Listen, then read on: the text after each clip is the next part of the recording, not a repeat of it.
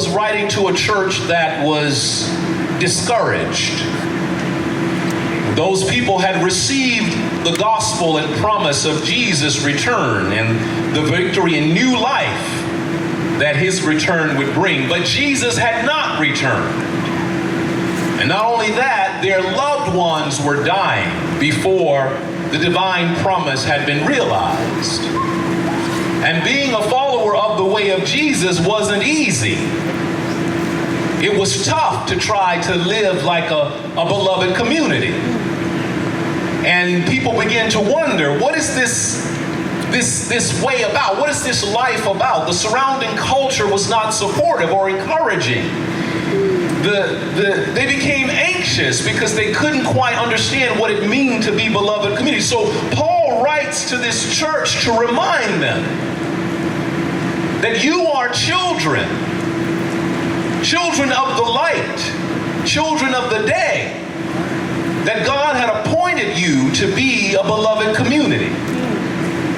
And they are no longer a people who live in fear of the world or who are insecure about their future. They know what time it is. They know in which season they live. No, they are a community formed in faith, love, and hope. And so they should not live as people who have no hope. They should be sober. They should stay awake, or as we say now, stay woke. Stay woke. They should lift up their heads and be encouraged. Jesus' death and resurrection and the Spirit of God falling on all flesh has blessed them with life and empowered them to live as a people of faith, love, and hope. Jesus conquered the grave. So they shouldn't live like all hope is gone. They are resurrected people. I want you to say that. We resurrected people. Resurrected people. People who know what time it is and build each other up. Build community up. Build each other. Encourage one another. Love one another against all odds. Because that's what resurrected people do. People with resurrected lives, they give other people hope. So now, concerning the times and the season that we live, over the last few years, there has been a perceptible backlash that is ominous and discouraging to us. The government has rolled back or is trying to roll back protections for trans students and trans people in the armed services. The government has tried to remove guaranteed health care protections for trans Americans. The government has tried to stop adoption agencies from letting LGBTQ people to be adopted. The government is now trying to allow doctors and other medical personnel to use religious exemptions to deny medical treatment to LGBTQ people. And most recently, the government removed housing protection guidelines for LGBTQ people who are looking to rent or buy homes. There is a backlash coming. But I think Paul's words to us is supposed to encourage us. I know that it's hard to have hope in the face of backlash. It's hard to have hope that things will get better. It's hard to have faith that someone isn't coming out. Sometimes even love seems to be ineffectual against the power of homophobia and transphobia. And just like those early church people who almost let fear and uncertainty and insecurity get the better of them, I hope we remember one thing. You heard me say it before. I hope that we remember who and whose we are. Amen. I hope we will not let any fear or uncertainty or insecurity stop us from being who we are. I hope we remember that we were once not a people. We were a people without a name. We were people who were, quote, who were scheduled for non-existence, who were supposed to have no reality. But I remember, and I want you to remember with me, 50 years ago, a bunch of trans women and drag queens and LGBTQ youth rose up and fought back against people who were trying to stop them and claimed who they were.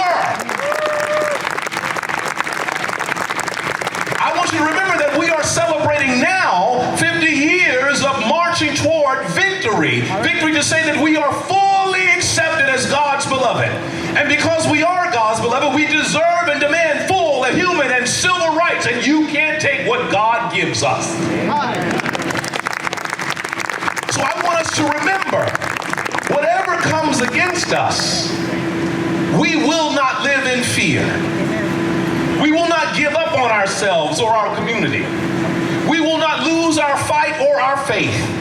No matter what they do, we will not be erased, we will not be prayed away, and we will not be legislated out of existence.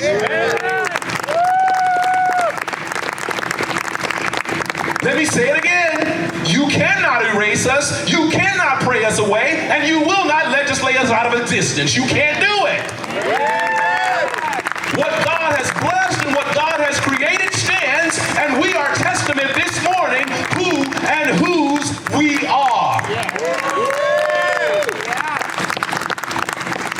I just want you to know, we are no longer children of the closet or the shadows anymore.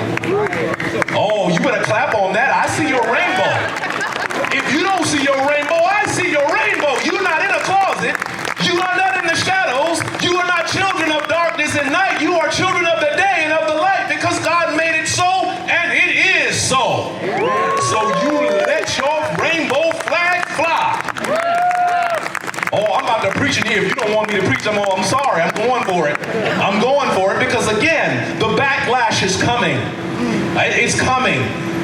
And we should not be afraid. We should not hide in fear. We should not give up our fight, because I know it's coming. And I know. We know what it feels like to win. We've been doing well over the last few years. You know, we now, AIDS is a treatable chronic disease. There was an end to don't ask, don't tell for our military personnel. We've had a lot of rise in LGBTQ visibility and cultural visibility, and we secured marriage equality. We no longer live in the shadows. We've been blessed. And we know what it feels like to be blessed. We've been living in faith, love, and hope. But I tell you this, there are some who are going to stop just here in this park yesterday. Every year, there are people who come and they say that you don't deserve the blessings of God. They tell us that we are not loved of God or beloved of God. They say that we don't deserve to be who and whose we are. But I want you to keep that faith, hope, and love in your heart. I want you to have that faith, because we have come far. We've accomplished a great deal. We've seen surprising, miraculous things. I want you to love each other, love hard, love. Because no matter how much discrimination we experience, or how much rejection we face, or how much violence is perpetrated against us, we have never given up on love. We have never given up on love. We've never given up on love for ourselves, love for our partners, love for our friends, and love for our chosen family. We've never given up, so don't give up now. Don't ever give up on the love that we have been bearing witness to the world. Don't give up. And I just want you to say, hope. There was a time where we didn't have hope. There was a time where we didn't think it was possible. But ever since the first queer people picked up those picket signs and marched in the front of the White House in the 1950s, ever since that band of drag queens and trans people and young people fought back against the police at Stonewall, ever since AIDS ravaged thousands of our gay forebears and siblings and forced us to rely on each other for health and for life and care, we know that better days are possible. And that our future is filled with hope. So I want you to remember that when the obstacle comes against us, when the road gets tougher, and it will get tougher, when the tide turns and the inevitable backlash comes, God has not forsaken us. God has not forgotten us. Don't ever think it. Don't let anybody let you believe that. God has not destined us for wrath, but has destined us for life. And I want you to grab on to that life that is the promise been given to you. Live in faith, hope, and love. Don't ever turn back. And here's the kicker. Here's how that letter that Paul wrote to the church so long ago ended. Build each other up encourage one another. There's far too much going on around us for us not to build each other up and love each other and encourage one another. There are far too many obstacles behind us for you to not love one another and build each other up and encourage one another. The faith, hope, and love that we've been given by right, because we're made in the image of God, loved and beloved, no matter what, nothing on earth, above it or below it, can separate us from the very love of God. So encourage each other. Love one another. Support one another. We're going to need each other for what's coming. Oh, I'm not trying. You said, Pastor, why are you trying to scare me? I'm not trying to scare you. I just want you to know that whatever comes against us, God is for us. God is for us. Turn to a neighbor and say, God is for us. God is for